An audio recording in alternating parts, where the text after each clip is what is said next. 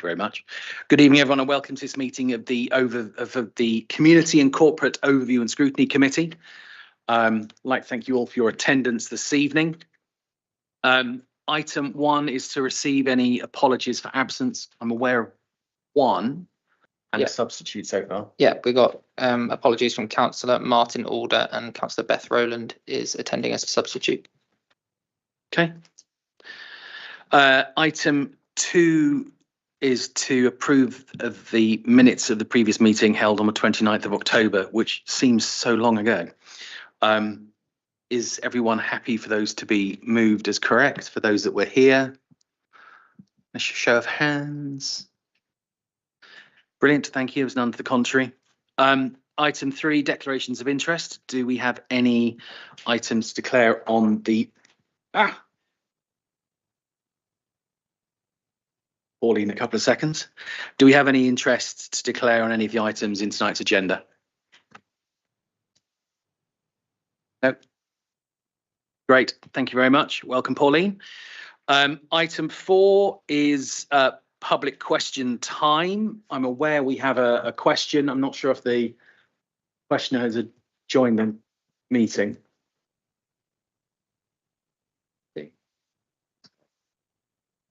Read it out.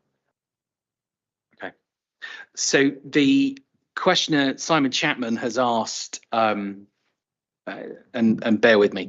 So under agenda item 6, obviously the place and growth plan the proposal has in there to purchase 23 waste collection vehicles on financing for a total gross outlay of 14.4 million, including interest, versus the non-electric cash price of 5 million.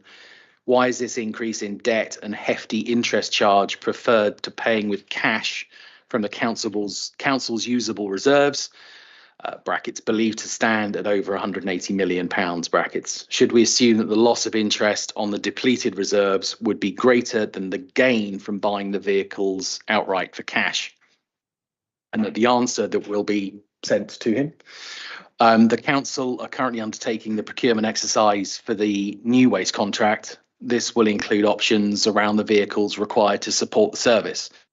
The numbers presented in the bids are estimates and will be subject to a more detailed review, ensuring value for money as part of the tender procurement process. The bid sets out the estimated cost of electric vehicles at around 10 million, and when including the interest costs, circa 14.5 million. The cost, for comparison, the bid also includes an estimate of non-electric vehicles, would be circa 5 million. These costs would also be subject to interest costs. Interest costs are included in the bids to give a guide to understand the full impact if the council were to borrow to fund this capital expenditure. And although the council hold a level of usable reserves, these are already supporting the internal borrowing of the council, which allows the council to avoid the need to borrow externally, therefore saving on borrowing costs. And as part of the council's treasury management activity, the council will look at different options for finance the vehicles. However, decisions will need to be made in the context of the council's overall cash flow requirements, interest rates, and the future use of reserves.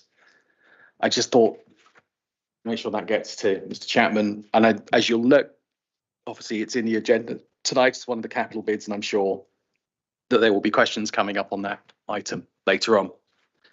Are there any questions from members? No. In which case, we are moving straight on to the medium-term financial plan for 25 to 28 for place and growth.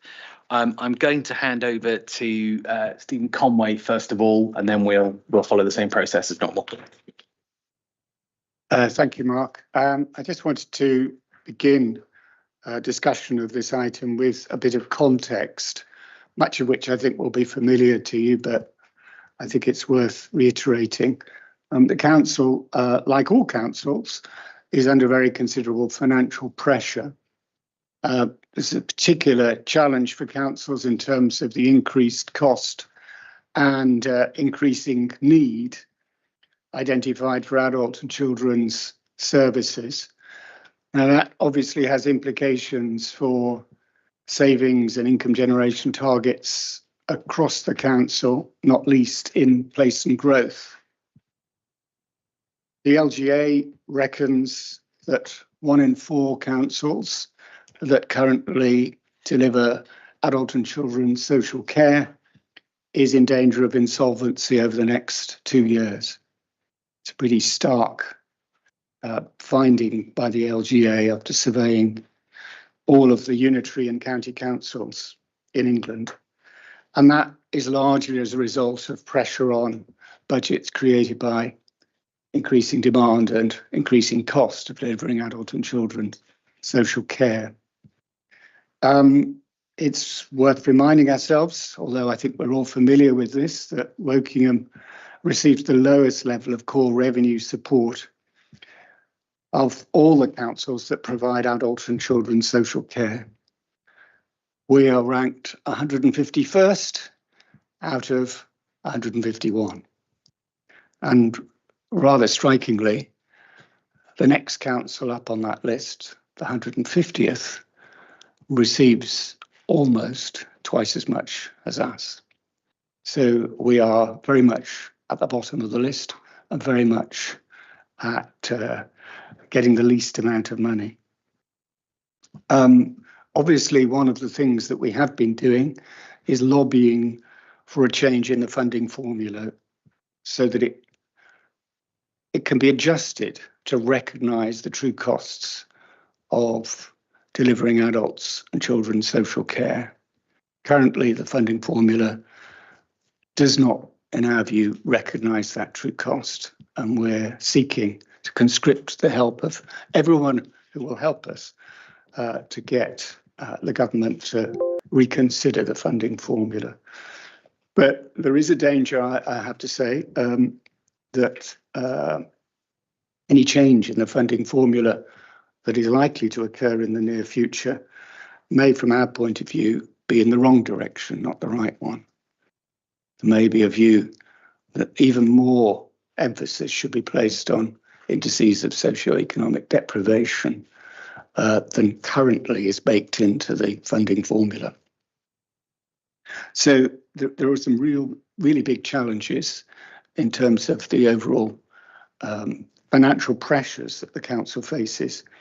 And while the recent budget had some positive features in, not least the promise of more money for Homes England, which is the major grant-giving body for affordable housing schemes, and that would be very welcome if we have access to that.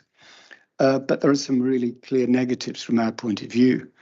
The employer's national insurance contribution increase in direct terms, just thinking about the impact it has on us in terms of our role as a direct employee, that we reckon that will increase our costs by £1.5 million. The minimum wage, which is, as far as we're aware at the moment, not accompanied by any promise of new funding from the government to cover those costs, we think will cost us around £2 million. So those are direct costs of 3.5 million. And there are, of course, indirect costs that we may end up bearing because many of our social care providers are engaged in a contractual relationship with the council. They will probably seek to pass on to us the increase in their costs through national insurance and minimum wage. So the minimum wage is a wonderful thing. Increase is a wonderful thing. In many ways, it's going to be very beneficial to people on low salaries and wages. It's going to be helpful, I think, in terms of recruiting people in the social care sector where pay has been very low. But unless it's properly funded by government, there is a real challenge for us. And we shouldn't underestimate those indirect costs as well as the direct costs that we're likely to have to bear. So that's the kind of context, I think, in which the papers before you have to be understood. They represent, I think, our first cut on how we think we might be able to generate the income and make the savings required. But nothing in the papers before you is set in stone. and we want to hear the views of Community and Corporate Overview and Scrutiny Committee. I would say, however, that if you are really averse to something you see and you really think it shouldn't appear in the final version of the budget, it is incumbent upon you, I think, to think about how you would replace that with another item that would generate the same savings or the same income. I don't think it's really going to be acceptable to just say, we don't like that, we want you to take it out. We do need you to suggest things you would put in its place. I think I've said enough, so I'll hand over to George. Thank you, Stephen. I think, again, just to kind of aid with the context of this, I'll just take members briefly through what is page 19, was marked as page 19, I think, in the public pack under risks. So it's part of Appendix A. Just to kind of, again, put that context in, which I think is really important to understand with any proposed budget, there are risks around that, whether that's savings or growth issues. And just to kind of very quick pace go through this, and happy to answer any questions around these. But obviously our income, you can see from the information that we receive around £20 million worth of income. That reduces our net cost around £30 million per annum. We're very dependent on income in areas such as parking and planning. That's been more challenging this year. We need to factor those risks in. In terms of demand management, you'll know, I think, from lots of the national press around challenges around temporary accommodation, homelessness. For this council, we have been managing that budget extremely well, using accommodation that we've brought online, such as Grovelands and other centres such as Crown House, to manage that need in managing those budgets. But nevertheless, it remains a really big issue for us that we keep under constant look. And we know from other councils, the costs around temporary accommodation has been a significant factor in their budgetary, in a very difficult budgetary position for them. Procurement, again, I think you'll all know that 2026 is a key year for quite some number of key contracts of significant value, including our highways contract, and we're working through that very carefully at the moment, and you'll see papers this evening around that waste contract and proposals around making forecasts for that, albeit those forecasts are very much a placeholder at this point in time. The delivery of savings remains challenging, and I think in this context it's worth just reminding that we put savings forward when we know they are robust. We feel we can achieve those. Nevertheless, there are occasions where that isn't possible. We fall slightly short. I'm pleased to say that in the majority of our savings that we put forward at around 4.5 million, we're around 350 short of that mark at the moment. So in that context, I think we are very robust and can bring forward and feel assured that we will bring forward savings that we're putting forward. Internal resources to support priority projects. So there are lots of key projects in place in growth. I can mention the South Wokingham Road, for example. I can mention our transformation projects and other key schemes that we need to make sure we thoroughly resource, not least actually the procurements that I mentioned earlier, and the need to make sure that we've got the resources in place to manage change. For example, IT changes or legal requirements as part of that procurement process. The local plan presents risks to us in terms of the journey of that plan. There are costs associated with taking that plan through the examination process as well, and you'll see a paper on that as part of our special items to support the progress of that plan to adoption. Two more points, Chair, if I may. Waste strategy and waste collection changes. This year, in August, we introduced the waste strategy, successfully introduced with the rollout of the wheeled bins, and the data today in terms of performance, in terms of our recycling rates and other Outcomes that we were predicting through that has been very positive. Obviously, we're only a few months in, but that's looking very successful at the moment. We need to keep on track with that because significant savings are linked to that strategy as we go forward. As part of this as well, around waste, there are likely changes in 2026 with the Environment Bill in terms of additional responsibilities on the council, and we need to be mindful of that as we move forward towards that date as part of our procurement process.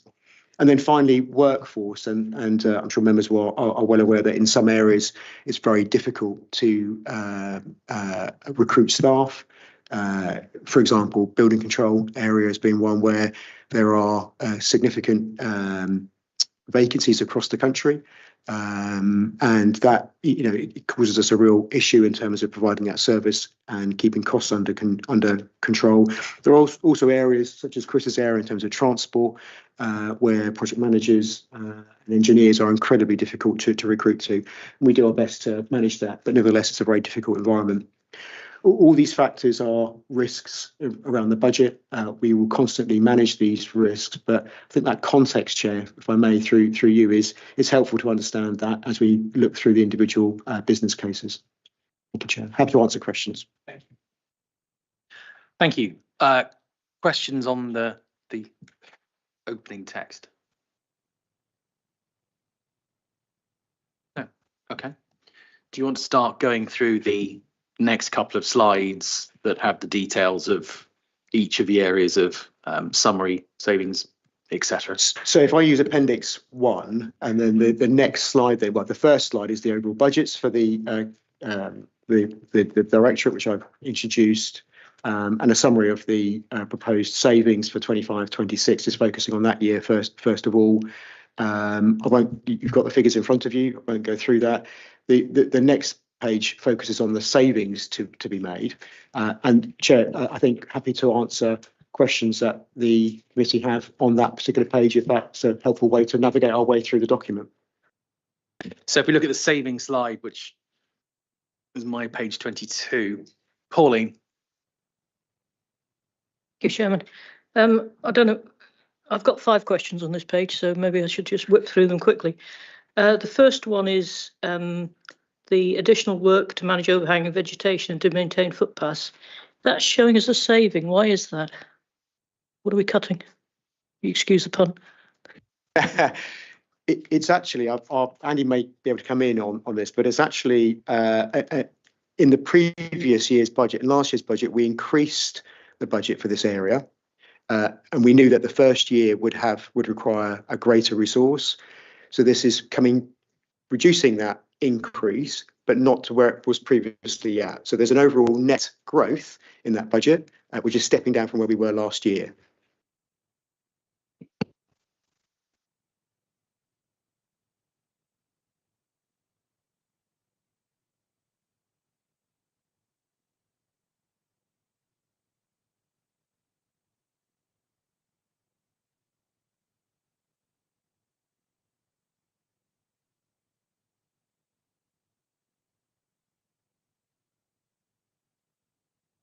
I'd have to check, Pauline, in terms of how we've come to that figure. My assumption is based on the likelihood of those that currently take the service continuing the service in a different way and taking the annual subscription. But I will have to check with the team on that one.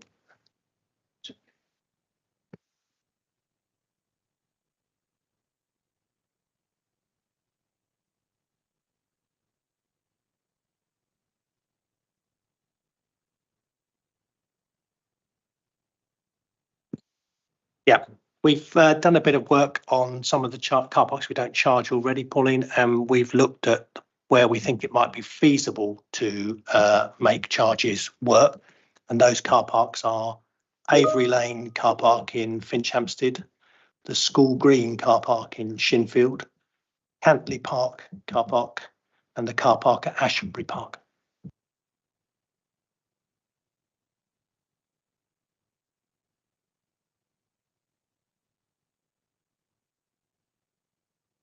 Sorry, pardon me. Okay. The next one is the planning removing one officer post. I just wonder if somebody could explain that, bearing in mind the huge demand that the local plan is going to produce. Well, I think this is related to the local plan, what tends to happen is additional staff are taken on for the local plan period, and as the local plan period effectively, when that peak demand passes, this is the kind of thing that normally happens. So this is not part of the kind of ongoing staffing that we do need for what we might anticipate as a big increase in planning applications that is going to come in once the government's new housing targets are imposed upon us.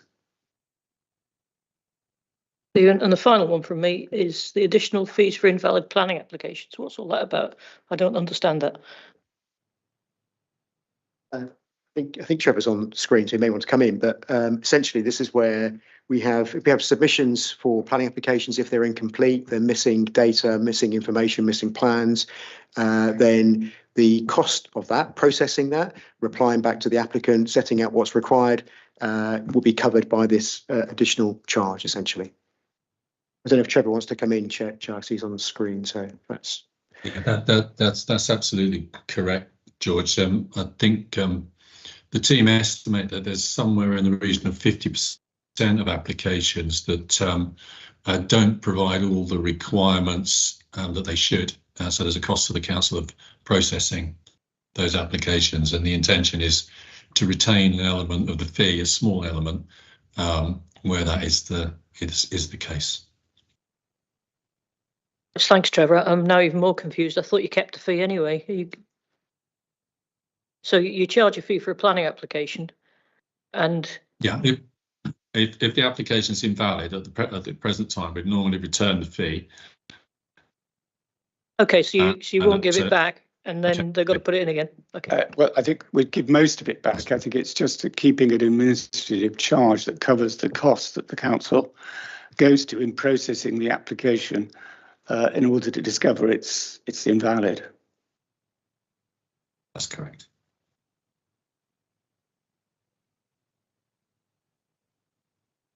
Any questions from anybody else?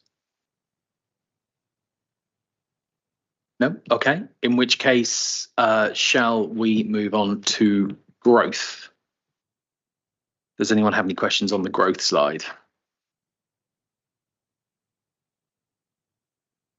Morning. Go for it.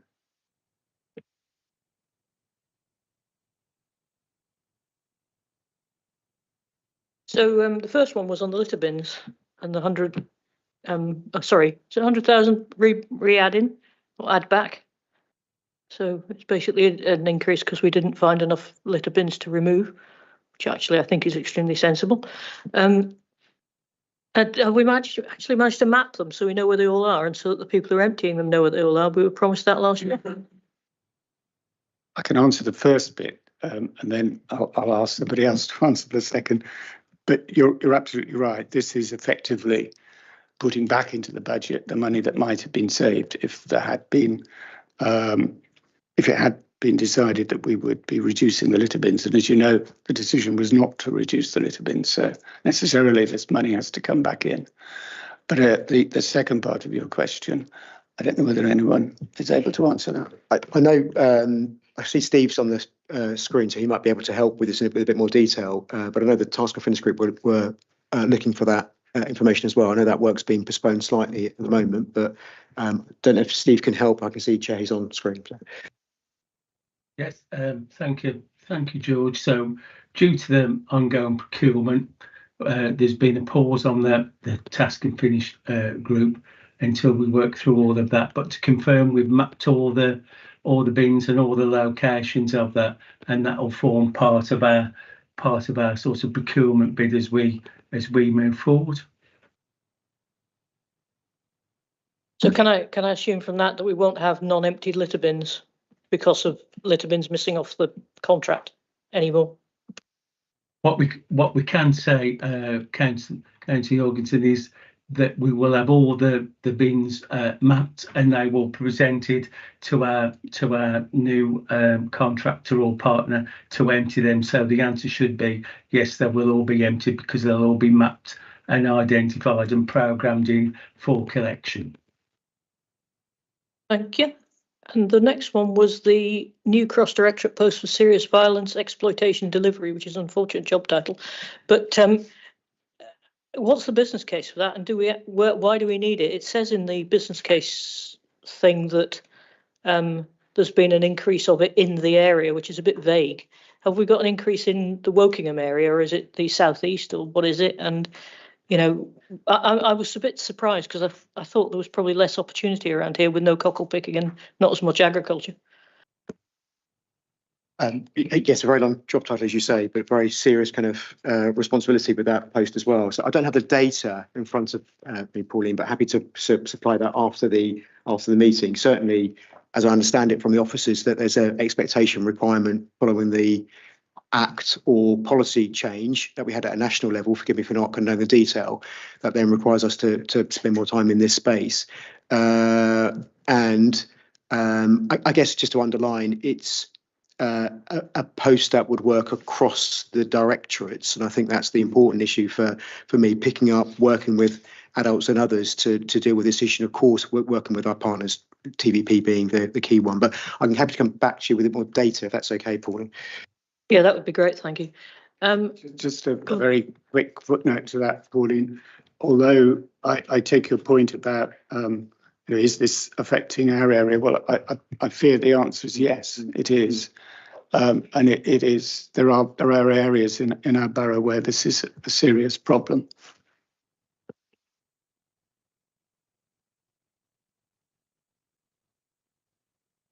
The next one is the residence parking scheme. What is that exactly? A lot of money. It is, yeah. This was identified last year as the on-street parking. So obviously a growth bid went in at that point for obviously that budget. As we've moved forward, this is basically kind of a budget correction piece. So we've now obviously through some assessments modelling, we've turned that into a residential parking scheme. And obviously in doing that, that's changed the profile of what we're reviewing for on-street. And therefore it's changed from about 650,000 was obviously the original budget. That's now dropped to the about 200 is what the budgeted income will be. So this is kind of a growth bid of 420 to try and kind of close that budgetary gap, which obviously we're not going to achieve in obtaining that income to cover the service. Does it break even? We hope so. The intention is obviously we're still progressing that and modelling at the moment, so it's part of that kind of assessment. The residential parking scheme will be coming out through consultation. So obviously this is just a budgetary element to it at the moment, and that will be coming back obviously through consultation at a future ONS to have the detail.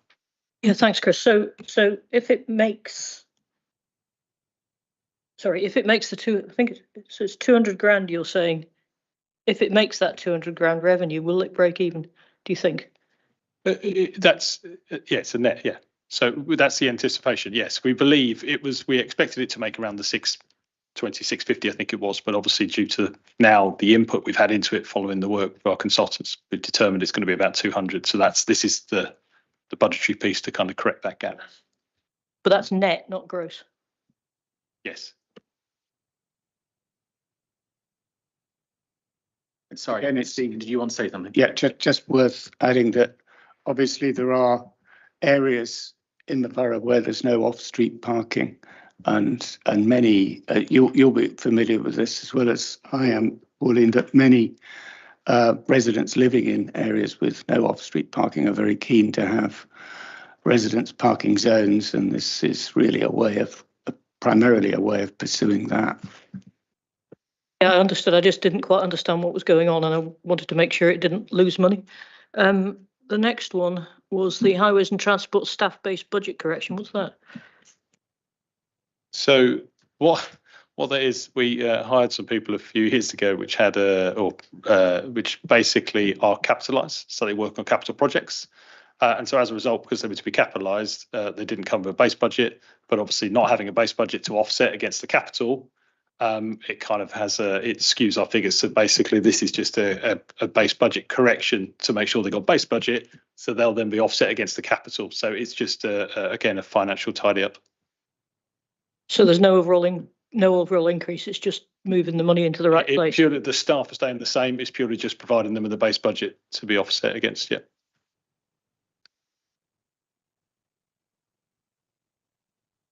The next one was provision of parking permits for charities for free. This is a interesting possible potential project. How do you define a charity, and how do you know what is and what isn't? How do you end up how do you make sure you're fair? So the point of this one is actually the reason for it being a growth is it's a legacy item. So it's not new. We don't provide charities, obviously, with the permits as that kind of title suggests. There are some kind of, I guess, associated voluntary charity sector areas that have had some access to free parking over the last, in the past. And this is just a legacy piece that we're going through to tidy up. And then we're working again, I believe, working with colleagues in other parts of the organisation to bring a paper to kind of tidy that side of the voluntary charity sector up in coming months to overview and scrutiny. And the second to last one on this page, housing benefit income from bed and breakfast. I couldn't quite. This is really the gap between what we need to pay and how much we get from housing benefit, because housing benefit's capped. So this is to cover that cost. I mean, Francis can add detail if you need any more. Pauline, that's okay. I think you're in the clear, Francis. Okay. And the final one from me is waste contract changes. I see an increase in 26-27. Where do I see the savings that were meant to be being delivered from the new waste scheme? Yeah. So the savings from the alternative weekly collection are already in the budget. So that I think it's £1 million in 25-26 and about 200 in this year. I think it's £1 million, but officers will correct me if I'm wrong. £1 million in 25-26 and 200,000, I think, in this year. They're already in the budget, so those savings are in. This line refers to the additional costs as a place marker that may arise as a result of the procurement exercise we're going through at the moment. And I think, Pauline, you'll know, and other members around the room will know that's quite a difficult process because it needs to be quite confidential, quite sensitive around those putting bids in. But it's right that we forecast what might be an additional cost resulting from service changes. And I referred to earlier on about changes in 2026 and, for example, glass collection that may come into force, but also the cost of new vehicles as well. That may will be required as part of that contract should we have to purchase the vehicles as an option. So it is very much a place marker for 26-27, as you rightly said, if that helps. Can I just jump in? So, and I know there's a huge amount of detail in the rest of this. When you're forecasting this for sort of 2 years out, and I totally understand putting in a placeholder, are we assuming worst case estimate, middle case estimate? Is the 2.2 a realistic estimate? That's probably not the right thing to say, but are we assuming, we're saying it's 2.2, but it could be 4, or are we saying 2.2 is what we think is a relatively sensible number to have in there? Yeah, I think, well, I see Pam's on the screen, so I'll bring her in if I may, but just before, I mean, it very much a realistic position, albeit based on an aspiration of achieving quite a high number of electric vehicles, so a higher cost related to that. The cost of purchasing those vehicles are higher, but Pam, Chair, may be able to come in with a bit more detail. Yeah, thank you. And apologies for the background. I'm actually in a hotel room at the moment, doing staying in, working on the whole week, actually doing bidders days every day. So that hence the background. This is not my normal office environment, I'd like to say. And therefore we want to make sure that we have made a provision, and so that we are able to actually afford what we have specified, and making sure we get the absolute best value for the council. Thank you. I think it's more the kind of question of, are we being cautious and putting more in, or being under cautious, and we might have to have a high number in there later on. But you asked the question. It is a very good question. I think at the moment, until the bids come in, we just don't know the answer to that question. I wish I could. Basically, councillor, is what you're saying. Patience. In the nicest possible way, yes. Could I ask another one on that subject? So there is an underlying number which we presumably could see, which is actually going down by £1 million, and then this is an add up for it for something else, essentially. Yeah, so this is in the budgets. There's that £1 million saving. It's actually 1.05 million saving. It's confirmed to be by accountants, Asha. And then, yeah, there's a pressure, a potential pressure emerging. And part of that is inflation. Part of that is service changes. Part of that is our ask. And you'll know that when we are talking to the procurement, those that are interested in bidding, there's a kind of list of items that we need to have, and there's a list of other items that we may want to have, and it's just giving us some flexibility around that. So I noticed. I thought at the moment we got our waste vehicles as part of the contract, and they were part of the operating cost of the contract. So I noticed you've got a capital bid in here for waste vehicles as well. Is there an element of double counting, or is that revenue bid only without vehicles? No. Yes. So would you like me to answer that, George, or do you want to carry on? No, you carry on. You carry on. Yeah. Just to say, no, it's a very good question. I think the way when we held the bidders' days with potential bidders this year, they asked if we would consider prudential borrowing because that is likely to achieve the most cost-effective solution for the council. And so as part of that, you're quite correct. In the current contract, the vehicles have been purchased and provided by the current incumbent. But because of the potential efficiencies for us, we are now considering purchasing the vehicles and therefore would own the vehicles going forward. That's not a decision at this stage. That's something that we're still ongoing with discussions. So not for now, but I'd be interested in seeing what actual saving that delivers, because what it does is shift the risk from the provider who has an obligation to provide a service, and if their bin lorry doesn't work, it's for them to fix, to us, which is they've got an obligation to provide a service. But if our bin lorry doesn't work, that's tough on us. And I've noticed in Reading. Sorry, I've noticed, I didn't mean to interrupt. I've noticed in Reading there's a lot of breakdowns, and they own their own bin lorries. Absolutely, but just to reassure you on that front, that the maintenance responsibility absolutely is retained by the provider, not by ourselves. So it's just a capital gain. It is. So just to give you a bit of reassurance how long is the asset life? Depends on the particular asset, but in general terms, it would be around 8 years. So the current ones, when did we get them? Not sure of the exact details because I think there's been some of the vehicles have been replaced. So the original contract started in 2012, I believe. Someone else may be able to correct me, but yeah, I wasn't here back then. Yeah, I was having a rake around in my memory to try and work out when we did replace them, because we did replace them and they look quite new. And I'm just wondering if there's, again, any option of running those forward if they've still got life in them. And just for the record, I am very worried about any rechargeable bin lorries just because of what seems to be happening in Reading. But that's my opinion, obviously only. I think noted. Thank you. I think just before I go to Steve, I think some of this, the detail of which will come out through the other meetings that some of us are attending.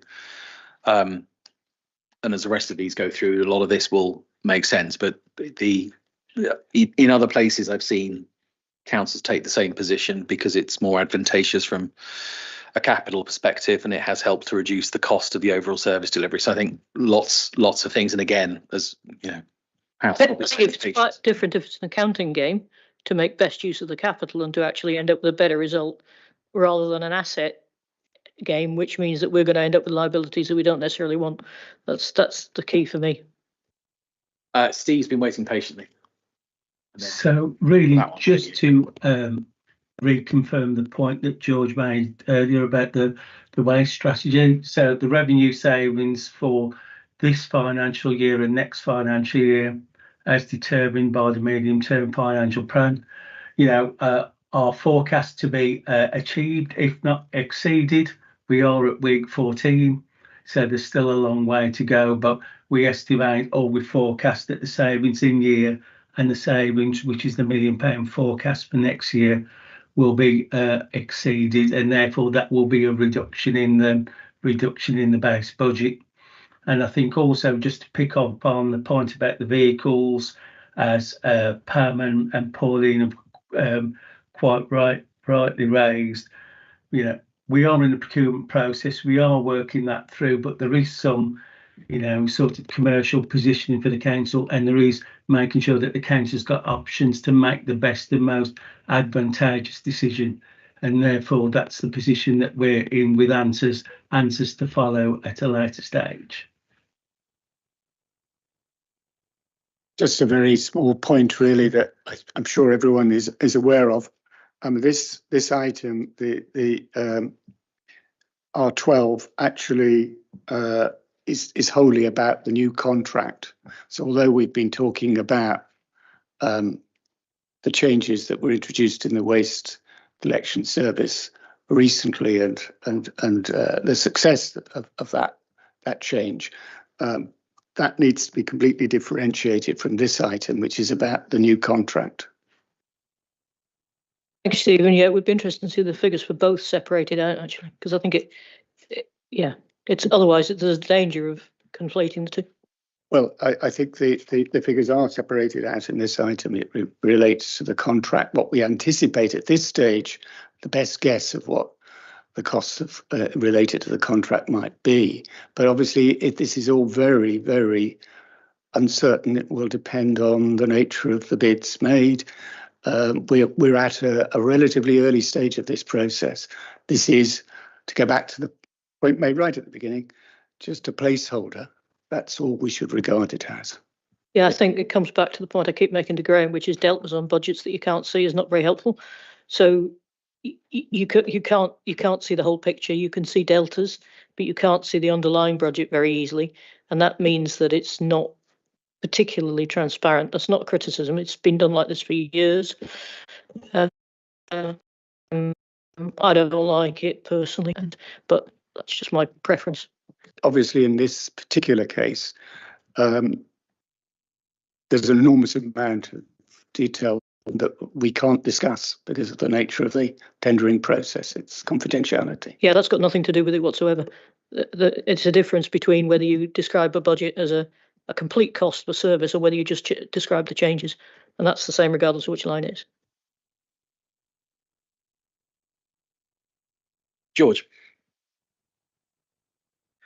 So I'm just looking at the Carnival multi-storey car park piece and looking at the business case document. It refers to one-off solution found. I think there's an error here actually, because it says one-off solution has been found to cover 25-26, meaning the growth is requested from 25-26. I think that probably means 26-27. But my question is actually, what is this one-off and why can't it be more than a one-off?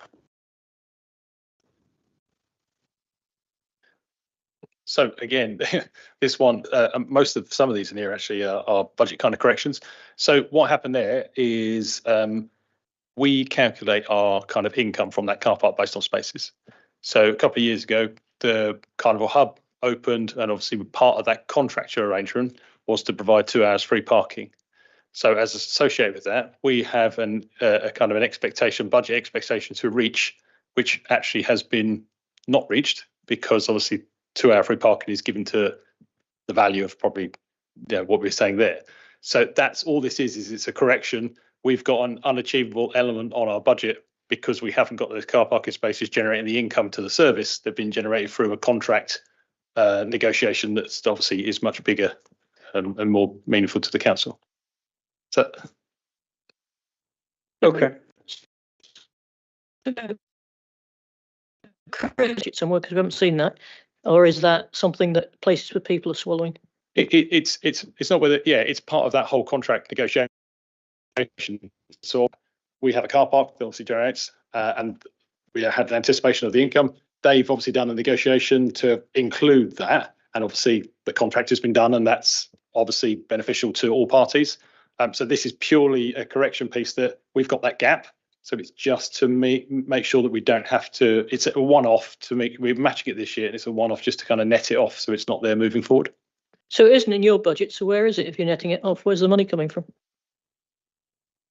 Sorry, let me explain completely. So Places for People had a contract which included free parking for 2 years. Sorry, 2 hours, 2 years. So they have a price which includes that as one of the conditions of their contract. So if you're saying you're netting that off, and of places for people. So that contract's completely separate. They'll still get that 2 hours free. That will continue as it is. We just won't be getting that £120,000 income that those parking spaces are losing. So we've got an unachievable ask on budget in the highway service. So this is just to kind of correct that budget alignment. That contract is nothing to do with any of this. That's all done and dusted. It's just obviously that tidy up between the two aspects. So you had an unrealistic picture in there because of the 2 hours. Because Okay, that just took away. There was no income for those spaces that are being used elsewhere. Yeah. And sorry, just what was the one-off solution? I would need to check with. I can't remember off the top of my head, but it's basically due to measures we've done elsewhere within the service to achieve some or overachieve. Oh, Ash is on. Yeah, hi, all. This comes from a bid that was put forward a couple of years ago to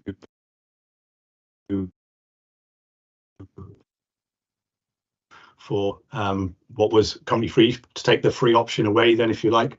That with negotiations on the leisure contract hasn't proved possible. So this is a removal of that. The temporary measure is to use reserves that sit within the highways and transport area to cover it off. So we've used reserves to cover it in 24-25. We're proposing to use further reserves for 25-26, but obviously that isn't something that can be sustained ongoing. So at some point there will be a need for a permanent solution.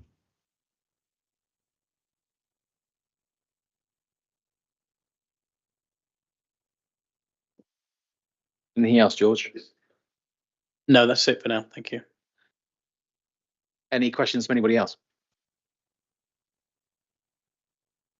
Okay, shall we keep moving through to the next slide, which I think is the special items?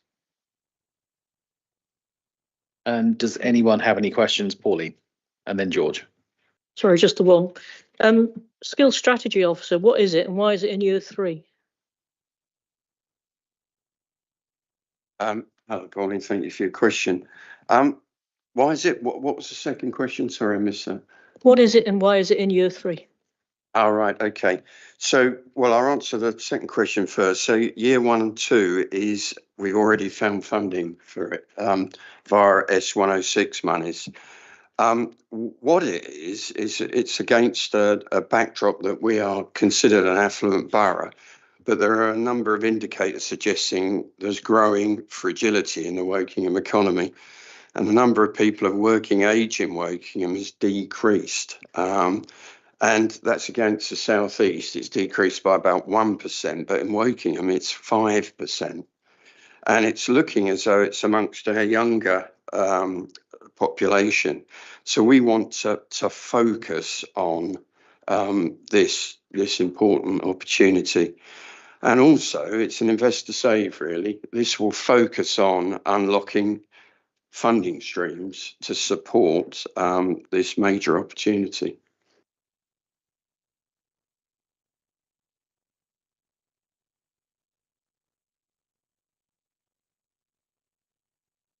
George. Dinton Activity Centre increased income generation. So there's 110,000 expenditure in here, but no income. So what's the target for this team? You know, are we expecting I'm reading that we're going to spend 110,000 and get no money back. Not quite like that, George. If you look on the savings table, the first item there, you can see that it's generating, we hope, 125,000 a year. So there's a one-off expenditure, special item to get things going, and then we expect that income stream thereafter. Okay, thank you. That's clear.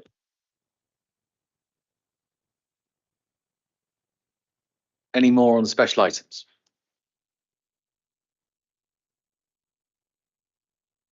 No? Okay. That's the sort of the main budget items. The capital projects are listed on the next section, starting on slide page 25. Rather than go through in the same way we did with the last budget, rather than go through everyone individually, if there are ones in particular that people would like to focus on, if you can pull them out and give us a few seconds to get up into the same area. So is anything that people want to cover off in particular? George? Might get to look at page 2. Is that right? So it's actually more of a general question, actually. So taking California Lakeside upgrade as an example, I know that there's a bid for the parish council to pay some money. So how does that work in here? Because I'm looking at that 192,000, the total amount for the project, but you're going to get the parish councils to pay for it. So how does that work within these numbers? Asher might correct me, but I think these numbers are the spend. There is a little bit of work behind that, which how these individual budgets might be funded. So some of it's funded from Section 106 and some of it's funded from still received from parish council.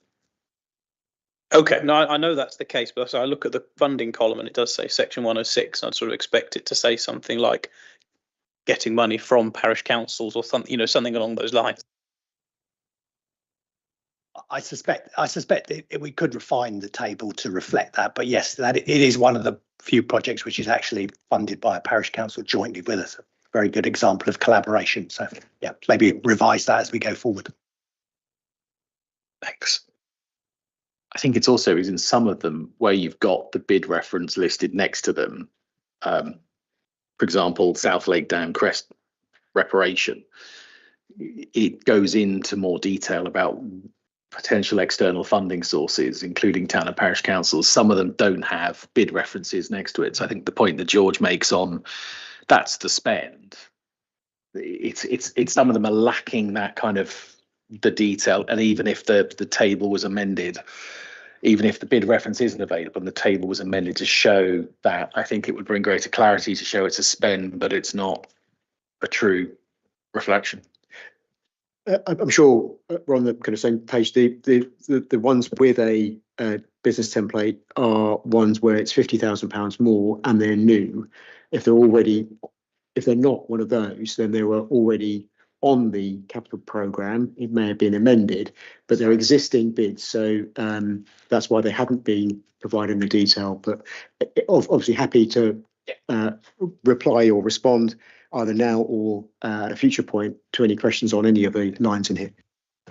Fair point. Play the new boy card, having only been here since May. So, but I think, but I think there's a comment on some of these that it would make sense without making the tables look even more of an eye chart in some cases to include that one extra piece of information, as George suggested, even if it's part funded parish council, part funded whatever.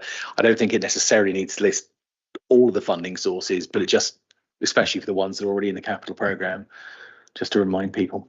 You could just write some sort of joint bid or something, you know, something just simple. Yeah, something that shows. Because I know that only know that one as an example, but I didn't know if there's others, that there may be other money. But I mean, Chair, really welcome that suggestion. I think it'd be really helpful to understand just the sources of income, and in particular where a parish council or town council is making contribution. I think it's important to listen and show that collaboration, if you like. Yeah.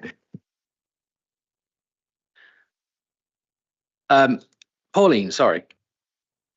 Thank you, Mark. Highways maintenance. You've got a capital element in here. Is that just an extension of WIS?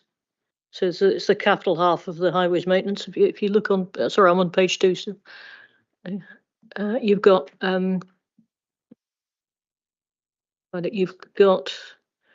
highways, carriageways maintenance, surface treatment, and resurfacing. Yeah. So yeah. So again, these are existing ones that have been there for 5 or so years and will carry through for the next so. But yeah, these are, so there's two elements there. There's an element of block funding that we receive from central government, which is the kind of the quota they pay to us. And then the second one is an aspect, same kind of pot that we obviously borrow to top it up because, you know, the network. You can always spend more. Yeah. Yeah, we don't want to spend more, but obviously, you know, we kind of need to spend more because of the network and what we're doing. But obviously, yes, so that's part of the work that we've done a couple of years ago to increase that value, which is part of our Oregon Harvest investment policy. So I recall last year there was a £12 million grant over 10 years from the government for highways maintenance. So we're still getting that? We're still getting, yeah. So our transport block is the section we get for the transport block is the 2,280,000. So that's the consistent one that goes through. And then hopefully you all have heard that there's a £500 million pot that hopefully will be divvied up and coming across to multiple local authorities to assist. It would be useful for us, I think, to see the highways grant funding so that we know how much the council's putting into it as opposed to how much the government's putting into it. That pretty much is the second line. So the top line is the second line, the 2,286,000, I think it is, my eyes. And obviously that has actually used to be quite the same, but actually the way the borrowing worked, we actually get it's increasing over the next few years as a result of the way the money was borrowed against. So you're saying the 2.28 is council money and the 2.226? No, the 2.28 is part of the block funding from the Department of Transport. And the second part is what we're borrowing using an element of how much we could borrow against using a fund to borrow that 12 million. I mean, maybe it's just me that's a highways resurfacing geek, but would it be possible to just see the highways resurfacing picture as a whole? Both capital and revenue, grants and not, and what it was last year and what it is going to be over the next 3 years? Yeah, we can obviously do that probably offline and get it to you afterwards. Yeah, that'd be good if you wouldn't mind. Thank you. But ultimately, so just picking up on obviously these other lines that are in there, they've kind of been the same, so we can just feed that back and what we've done. Fine. Because highways funding is a bit like smoke and mirrors, isn't it? You make it any figure you want, depending on what you count. So I'd like to understand how it's working now. Thank you.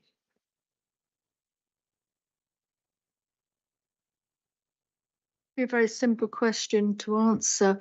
Under page 2, 3 tons vulnerable road user scheme. What exactly is that? So that scheme, sadly, there was an incident at that junction a couple of years ago. Oh, my mistake. Sorry. So sadly, there was an incident a couple of years ago at that junction. And so obviously in partnership with Reading and obviously ourselves and the local parish, we're looking to provide a pedestrian crossing on the Church Road arm of that crossing. Now I understand where it is, yes. Okay. Yeah, because the 3 tons is the crossroads to me. I didn't realise it was in Church Road where it is. Yeah, it's just the Paul Farm doesn't currently have a crossing facility on it. Okay, thank you. Any more on the capital project pages?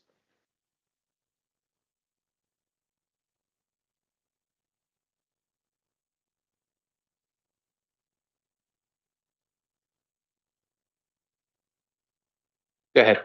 Sorry, a couple more. Early station footbridge, capital replacement or repair? For that price, it's definitely a repair. Okay. The thing I was told was impossible. Yeah, there was some issues with it originally, but yeah, we've found we've obviously gone out and done a design and build contract with a party to identify the patch and replace certain elements of it. But yeah, which then means you don't have the problem with the gas main. The other ones are those 3 rolling budgets: traffic signal schemes, bridge strengthening, and highways drainage. It would be interesting to they roll. It would be interesting to see how much you've spent this year, and whether it's significantly more, significantly less, or much the same as those budgets.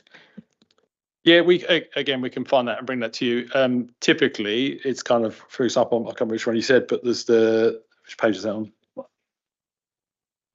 Yeah, so there are a number of, so it really kind of depends. We have a large program of works that need to be done. So our vehicle restraint systems, our VRS one, for example, that sometimes is quite costly. So we'll roll over 1 year to bulk it together to do a project the following year. And obviously if we can get grant funding elsewhere, then that helps us top things up. But yeah, that's typically how we do it. If we can do stuff in year, or we'll roll it. And no, I understand that. I just wanted to know how much you actually spent this year and what the future looked like. Yeah, we've got all that recorded through all our capital, so we can get you that. Yeah, it's fine. Beth. Thank you. Can I go back to early station footbridge, please, and ask if you will consider, when we're negotiating that, and having been talking about it for a number of years, disabled access. A disabled person can't get over the station bridge. And if you're over the station bridge, you can't get over the station to use the train to go into and out of Reading. That needs looking at. I know we've talked about it before, Chris. I just want to say it again. Yeah, that's no problem. I mean, it's one of these things with Network Rail as well. Obviously, that they haven't come to the table to have that conversation with us in terms of the bridge being repaired. it already has those kind of large stepped functions in it, which strangely not in Wiltshire you can't, which is, no, this is unfortunate. So that's why we were looking, but we just haven't, we aren't able to replace that bridge at this time, which is why we're just repairing. Just to update Beth, there was a meeting in Reading with Network Rail last week, which I attended on Paul's behalf, and I did raise that issue and the issue of Townhouse Bridge as well. So Network Rail are aware of it, but that doesn't necessarily mean they're going to do anything. When my children were young, I used to take the pram up there and then walk across the rail with it. So And I I've had still got children. Yeah.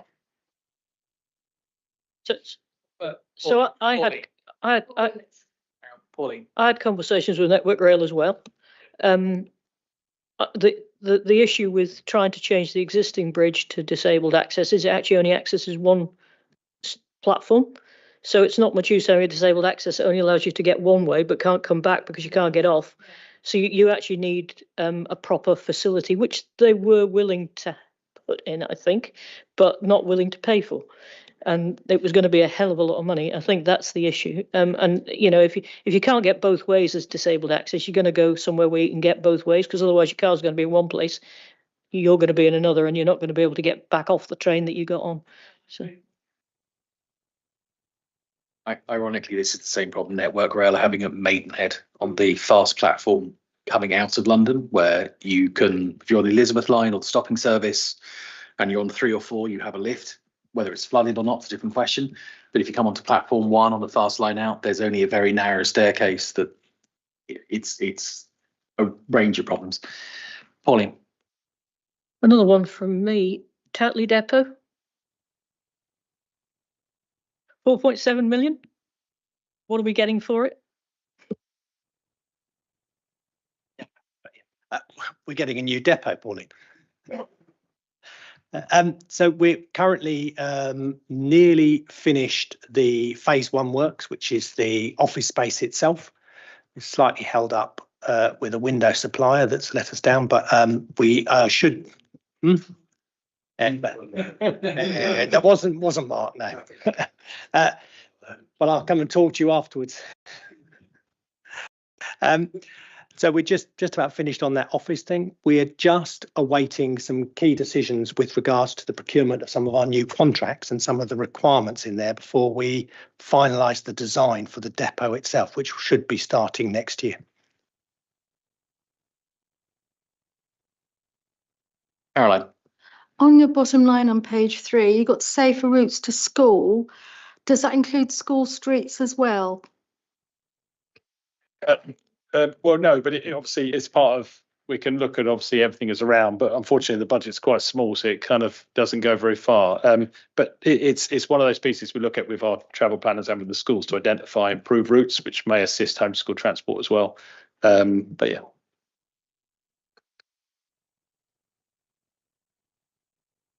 Okay, so the rest of the pack, like last time, is the long listing of all of the detail.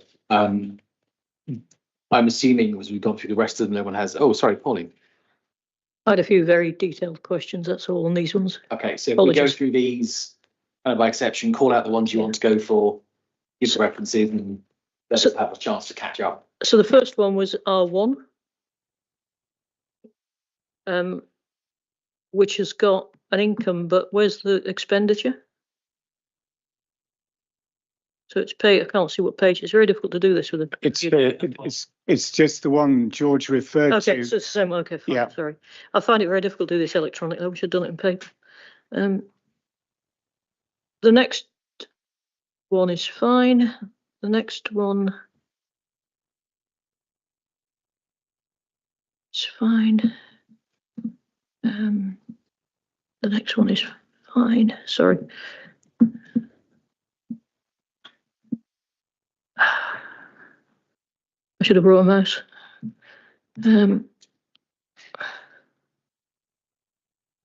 That's fine. That's fine because George asked that one.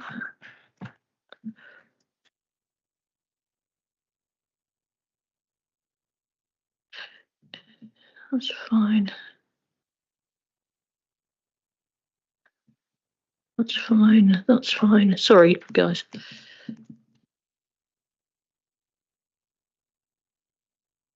Yeah, Denton Activity Centre case hasn't got any income. Is that right? Ah, 13. Have we got the answer to that one? Oh, I see. Okay, sorry. They should really be on the same case. Sorry, they're different things, Pauline. One is the one-off expenditure to set this up, and the rest is the income stream. No, I'm talking about R13, which is a dedicated events team, which has a cost of a dedicated events team, but no income from the dedicated events team. The income is R1. I was going to say, I think this is down to a bit of confusion about how we've shown this bid. Effectively, if you look at the summary, that is the actual final position of what we expect in terms of net income, so 125. The special item is there to reduce the first year budget because we feel we'll bring the team in. The team is actually already recruited and working already. But we will think in the first year we'll probably do less income than we will in the second year. So the special item, all it does is effectively reduce that to a first year effect. Yes, I think it's a confusion over how you presented it. I think there's some work to do on that when we take it forward. So R14 was the next one. The Gypsy and Roma Traveller Carter's Hill utility repairs. Why don't we know how much it's costing us if we've got a water leak? Surely we've been paying for it as somebody else. 14.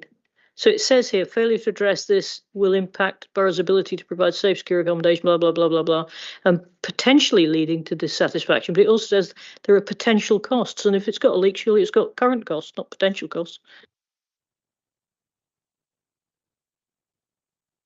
I don't know if Francis knows more about this one, but I think there was a degree of uncertainty when the paper was drafted in terms of the costs of the works and the cost of the lost water basically over a period of time, which we've estimated. So I can find out a bit more about that as Francis knows more.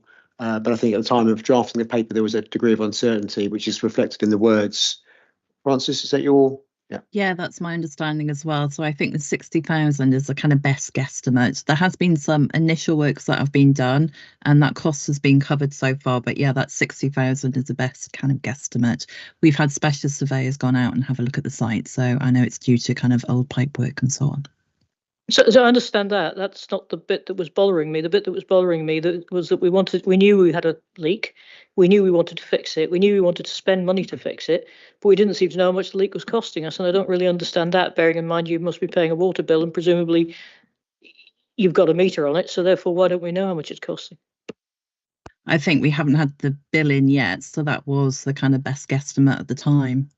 And I know we will challenge any liability around that kind of water leak. Okay, thank you.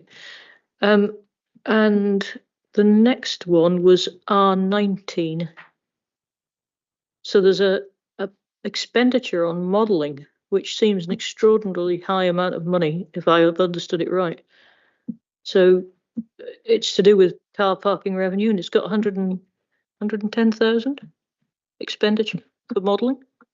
I think it's model. This is the same process we're going through that we went through with the DAC income, the Dinter Activity Centre income, as we're going through with the new charges at car parks. So this is the special item that reduces the first year income down because we'll have only a partial year effect. So what's that money being spent on?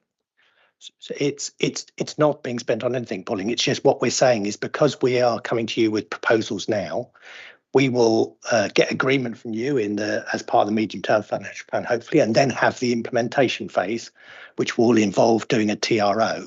So by the time we go through all those processes and do all the procurement of the machine signage, it's unlikely we'll get a full year effect in the first year. So this is a special item simply to reduce the income in the first year to make that partial year effect. Thank you. That makes sense. And maybe the same applies to R21 then, where you've got an income when you've got a cost and no income.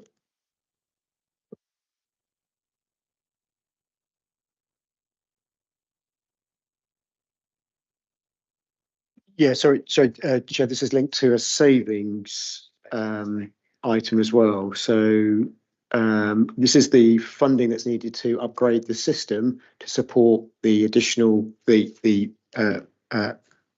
savings piece. So there's an income line as a saving. This is the works required to put that in place so that we can deliver the saving, if that makes sense. The income line, you can see it's the last line on the savings. It doesn't have a number attached to it because it's already agreed. Yeah, no, I can see that, but it obviously it needs to be seen as complemented by the savings item. Sorry, I think it'd be easier if in future we tied all these things up a bit better so that the income and the revenue and the costs are all together. And I can't see a problem with a page that has a one-off cost paid for by a budget, an ongoing cost, and some benefits all in one place. But obviously, call me old-fashioned. Well, there is a clear indication that needs to be linked to the savings item. Yeah. But I can see your point. But for presentational purposes, we have to separate these two out. Yeah, and I understand what you're doing. I just find it quite difficult to follow. And the final one from me, I think, I'm sure you'd be pleased to know, is I think it's page 78. You haven't got a previous year's budget on that. It's highways carriage maintenance. So is that just a mistake? Yeah, 78. 78.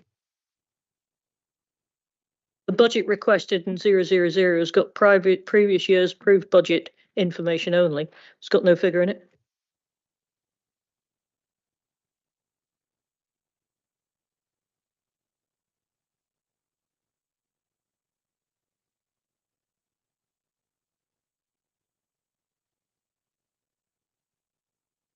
It'd be useful to know what it is.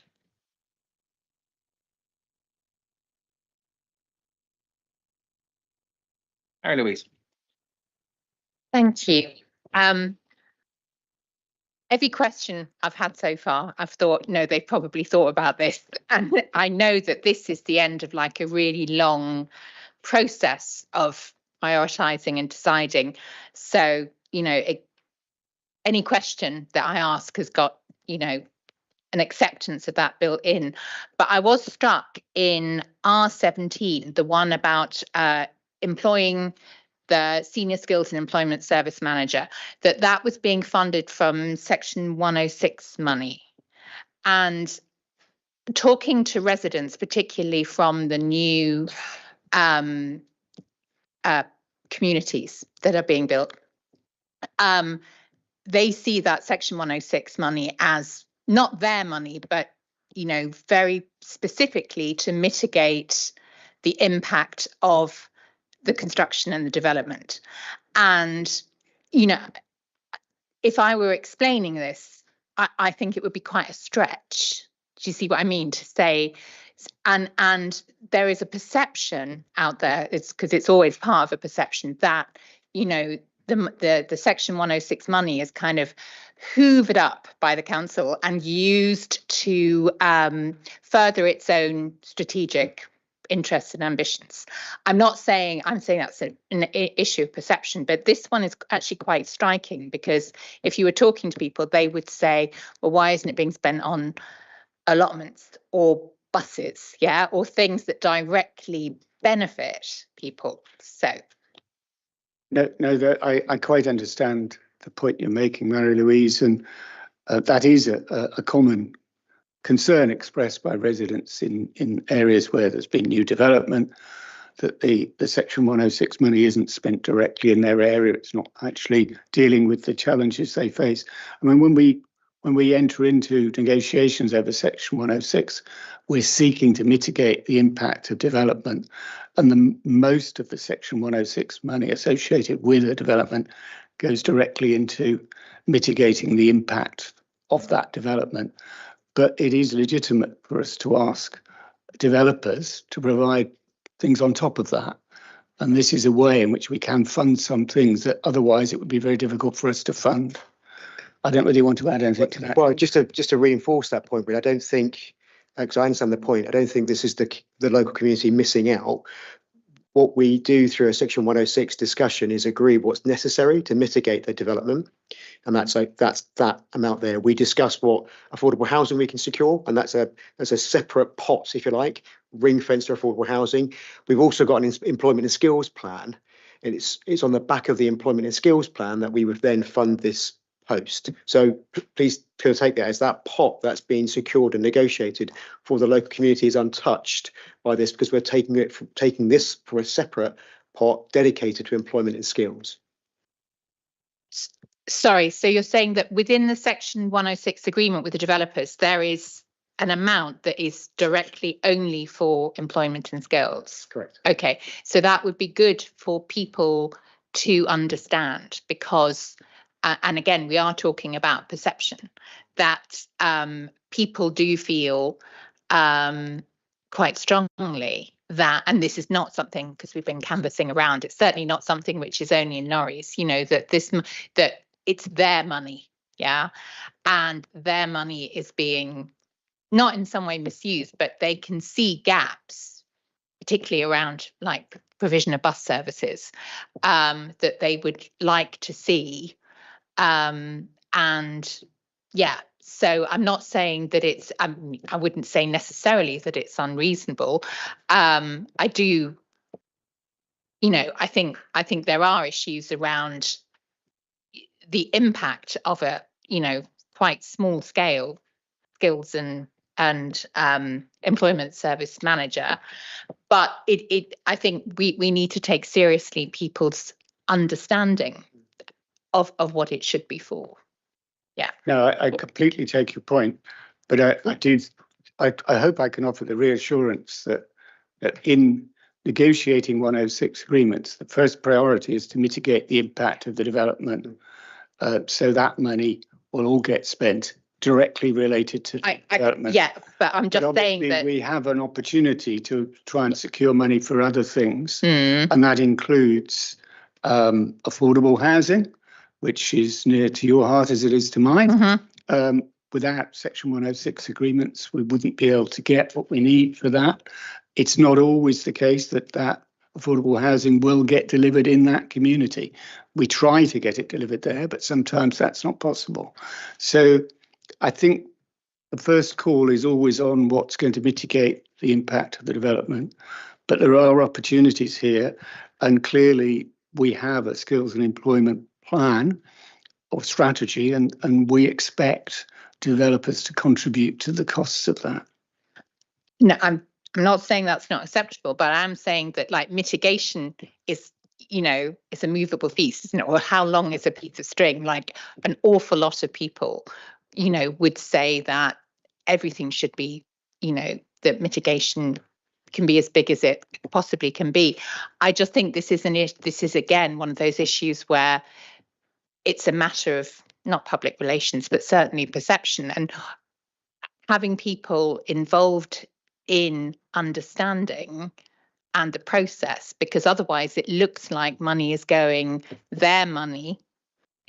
to something which they don't see as their priority. Completely understood, but as I say, you know, we can only ask for things from developers in terms of the mitigation of a particular development. We can only ask for things that we can defend if they choose to challenge that. George. Thanks. I just wanted to make the slightly wider point around transparency that we'll keep bringing up around development, SIL money, Section 106. You know, if you go and buy a new house in Arborfield Green, you see these lovely plans that show you all these things you might get.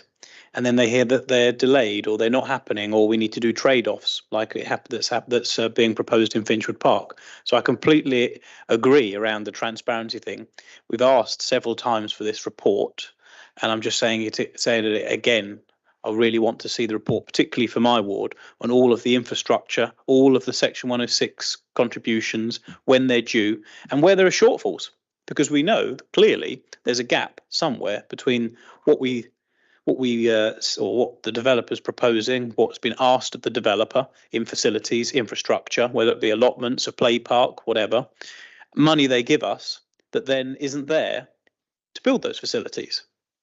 And I used the point of Finchwood Park that we're having now, with the trade-off having to happen. So she wanted to come in on that one because we keep asking for this transparency. We're not getting it yet. And I know, Stephen, you said that this report's in the works. I want to see it sooner rather than later. I do understand you want to see it. I do think it's important to recognise there's been quite a lot of work going on in planning recently, which necessarily has taken up quite a lot of officer time. But we are very aware of your request and very keen to try and be able to provide you with the information you want as soon as possible. I've got Trevor online. I think just to add to that, Stephen, there's nothing that isn't transparent. So if you want to find out the details of any Section 106 document, they're all available online to the public and to members. And if when you've had a look at that document, there's any question you have, you can ring me or any other planning officer and they will tell you what you need to know. So there's nothing that isn't transparent. The issue at the moment is providing the resource to compile a report of the information that's already there.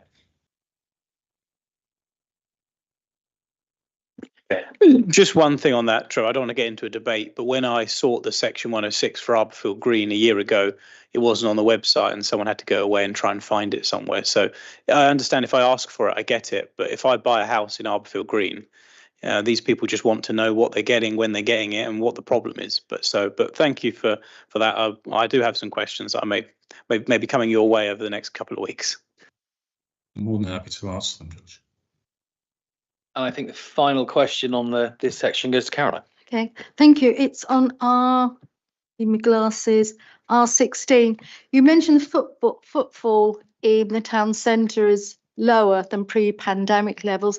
Are we seeing a slow increase or is it going slowly down? And I must declare an interest because I do work on a Monday afternoon in the town centre. Thank you. Which town centre is that, Caroline? In Wokingham, yeah. Well, just the statistics are that the high streets across the nation have gone down by 31%, but Wokingham's 23% down. Woodley 12% down. It's sort of our market leader right now, and Twyford 39. But we're coming up from that, and that's what we need to concentrate on. We need to enable business to lead, and we're just going to focus on that with this opportunity, and on unlock funding. It's an investor safe. Thank you. And I believe as we look at the forward work programme, we have the town centre strategy. Yeah, to see that, yeah. Coming up soon. You've got the economic development strategy as well to look forward to. Can't wait. Mark, can I just have one very quick generic question? The budget, this is for you, Stephen, actually. Is the budget written on the premise that the increase in council tax will be maximised to the level it can be without a referendum each year? There is abundant evidence, recently confirmed, that councils that don't raise council tax up to the cap end up with big financial problems. As you, I'm sure, know, Dave, the problems that the Royal Borough of Windsor and Maidenhead are now facing are because for 8 years there was no increase in the council tax up to the cap. So they relied, in order to cover their services, on tipping into the reserves, and the reserve cupboard is now bare. So I'm afraid there's abundant evidence that it's folly not to raise the council tax up to the cap that the government allows. We don't yet know what that's going to be. That's all I can say. Okay, I think we're done on that. I think we just need to note the recommendations. I think there's with the various comments that we made and feedback. I think if you could summarise that, just said around summary points. I think that's probably an easier way. I've got one recommendation, which was Pauline to do with the budget splitting down, wasn't it? Which is looking at how we split. The budget, and that was the one recommendation. And I think part of that is just the other point about how we make those summary, because I find the summary tables very useful without having to go down through pages of detail. I think it would, to George's point, make it easier sometimes to look at where some of the funding is coming from.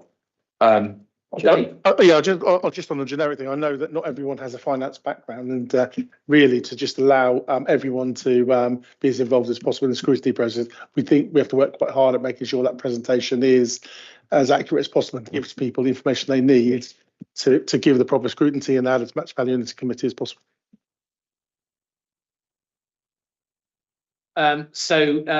Really, on behalf of the committee, I'd like to thank officers for their attendance this evening. I think that was a very detailed, comprehensive run through. Thank you for that. I think there's a couple of actions coming your way, but thanks to everybody that's online that's taken part, and for those that are in the room. If you'd like to stay for the last two items, you're more than welcome to stay. If not, we'll probably get through them quite quickly. Oh no, yeah, please feel free to leave or stay. We won't be too offended if you leave. Right, and whilst there's a ruckus as they leave the room in a hurry. So we have two items left on the agenda. One is the work programme. One is the action tracker. And I think at the last meeting, at the risk of being hoisted by my own petard saying, yes, it's absolutely coming to one of the future meetings, you'll see that the playing paces strategy has been moved to a date in the new year. But best laid plans of mice and men. I won't make that mistake again. Right. Does anyone want to make comments on anything else? I think the next meeting actually is looking like a normal non-budgety meeting. Pauline. Thank you. I noticed there's an IMD coming about physical presence at council meetings, which is response to government consultation. I think that's something that we've all got an interest in, actually, and it might be, if it fits the timetable, it might be worth getting that draft here before it goes to IMD, but it might not be possible because I can't remember what date it is. Can neither can I. Can I suggest you pick this up with Stephen? And if he's gone now, but can I suggest you pick this up with him? Because I think I think the discussion is council position. What do we have? Are all the different groups agreeing on that position? I can't remember what the deadlines are, but can you pick it up with him? And I think then if time does permit to bring it as an item to this one, I genuinely can't remember can anyone else remember the date for the consultation closing? Yeah. It's published today, which is why I remembered about it again, because I saw it from a government consultation and asked when it was coming, because I think that's something I would have actually liked to see it. I know it's unusual, but I would have liked to see it as a full council decision, because I think it does affect everybody. So in which case, definitely have a conversation with Stephen, because this conversation has come up in other places. Yeah. I think it's worthwhile having that. Yeah, I've had that conversation with Andrew Moulton already, who said, yeah, that's it. When is it? It says 8 weeks from 26th of October. 8 weeks from the 24th of October. Okay, so in which case, have a chat with Stephen, and then let's have a chat offline about the right way of doing this. I think it should be. Sorry? Agree. That it should be a full council. Or at least more transparent than an IEMD. I think talk to Stephen about the background. I think it should. I think we've all got individual responses to make to it, because we all have our own views on the various aspects of that, remote attendance, remote voting, etc. But I'm not going to get into that. But talk to Stephen about how, in your role as group leader, I think that's probably the best way forward, and then you two can figure out the best way of doing it. But I think he'd be happy to have the conversation with you. Thank you. Yeah, because it's not a political thing, and I think no, it's not. I'm interested in everybody's opinion, and I'm sure we won't all agree. Yeah. So, but have a chat sooner rather than later, and let's see if we can bring that to 26th, maybe. Or next. Yeah, I know the report for the consultation response has already been drafted because the agenda for the IMD has to go out in the next couple of weeks. So I assume they're somewhere along the line of, and I know Andrew's on it. So I'd say Andrew is probably the best person to speak to. I've already talked to Andrew. He promised me the paper when it was produced. I haven't got it yet. So Right, I'll ask him as well. Okay, so I'm not going to make any assumptions that these plans are actually going to come here until I see them. George, do you have any views on the work programme that those dates might slip without making me look stupid saying they're definitely going to be here? No, Chair, just appreciate there's a degree of confidence needed to make sure we can get these items to you. Some of these items on the next meeting are, at least the local transport plan, for example, is already put into the forward plan for executive, so it's important that we get traction on those. I would say that we have had that before with the playing pitches strategy where it was a tabled item and that's still slipped. Any questions on the work programme? No. So the 26th of November, our next meeting, has a few items on it, no budget items, and then into December, which is looking busier, but I think we're looking to make some changes. I think those are the ones. Is this the ones we're looking at moving out, or is that the other ones that have been moved out already? I think most of the stuff that's being moved out has already been moved out, but there's always, scale issue. But we have moved one or two items to other committees. So if you have a look at the work programme for the management committee, they've picked up one or two smaller but very important topics from this committee to make sure that they're not slipped off the list and get the coverage that they rightly need. The 17th of December is a pretty busy meeting. And I don't particularly want to move the homelessness and rough sleeping strategy out further. We've also got the corporate services budget. So I'm just giving advance notice. It's a busy old agenda for that one just before Christmas starts. And then again, we come back in the new year and there's a number of items on 20th, of which the biggest one probably is going to be the update on the waste and street scene procurement. If there's nothing else on that, we'll move to the Mark, when we have an item slip, as happened, could we have some sort of explanation why that has happened? Just sent across to members. It's just a. Yeah, we do normally reference it at the meeting itself. It'd be nice to know in advance. I also think that it's just good practice to know in advance and understand why that's happened. I'm not saying that it could be a very good reason, but it's a fair point. We should pick that one up, especially if it's stuff that we're all expecting. See, I think the ones that get me is the playing pitches strategy, which has been pushed out. So I think where you have things like that, where I think it's always good. I think it's good practice actually to say why it's been delayed again. So I think if we can take that one away for future meetings, if it's just the cycle or the timing, then that's different to rewrites or anything else.